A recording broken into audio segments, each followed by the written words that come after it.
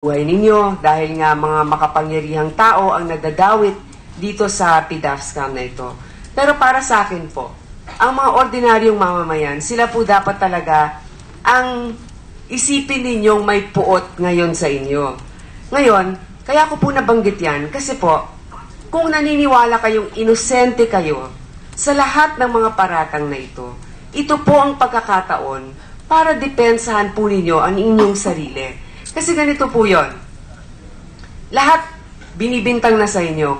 Ang isang inosenteng tao, kadalasan, yayakap sa pagkakataon na maipagtanggol ang sarili. Pero sa inyo po, pag tinatanong kayo tungkol sa bakit nila ginagawa yan sa inyo, sinasabi lang ninyo, ewan ko sa kanila, hindi po yan ang normal na reaksyon ng isang taong nagngingit-ngit dahil merong hustisya laban na merong hindi makatuwiran o hindi makahustisyang bagay na ginagawa sa kanila.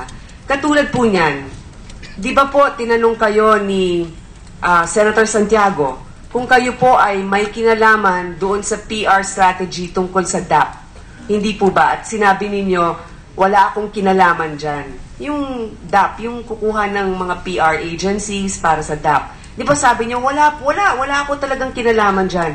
At yung sagot niyo ninyong yon, nakita ko na talagang, parang sa akin, no, talagang wala kayong kinalaman. Kasi para bang ang lakas ng loob ninyo talagang sabihin, wala.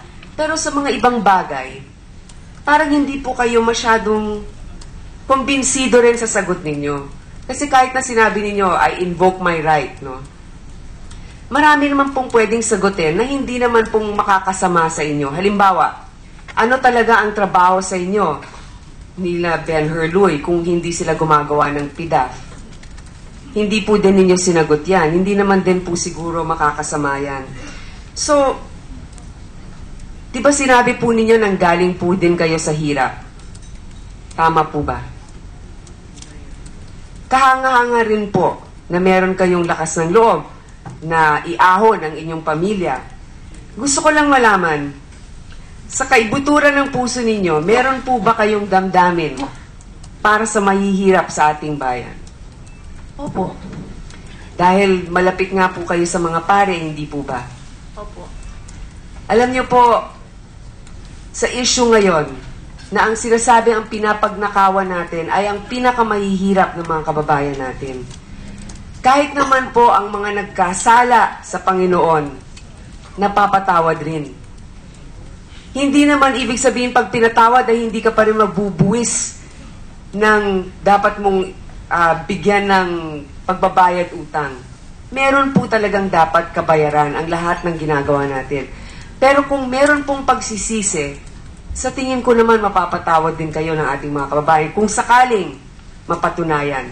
Ang tanong ko po, kung kayo po ay binigyan ng pagkakataon maging state witness, hindi ko po sinasabing may bibigay ito ng Senado. Sa tingin po ba ninyo, mas marami kayong masasabi tungkol sa mga nangyayari ngayon?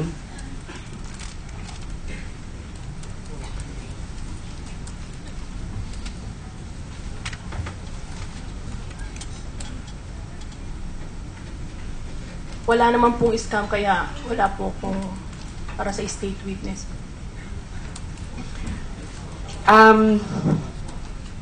May isa pong napatunayan din po noong 2004 dito nga sa Jocris Trading, no? Na nag-supply nga kayo ng mga fertilizer, hindi po ba?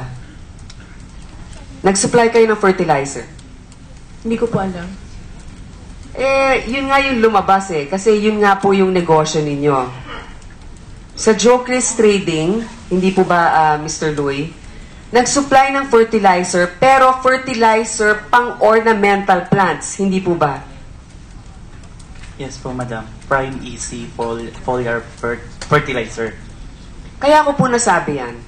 Kasi itong fertilizer fund scam, naging bihikulo ito para bilhin ang pabor ng maraming mga tao sa iba't ibang panig ng Pilipinas para nga matuloy ang pandaraya noong 2004 sa presidential elections. Pero hindi po yan ang pinakamasakit doon. Ang masakit po doon sa fertilizer fund scam, ay ang napagnakawan ng mga magsasaka. Kasi po, ornamental ang ibinibigay na fertilizer para sa magsasakang nagtatanim ng bigas, ng palay para sa bigas. Hindi po ba yan ay isang kriminal na gawain?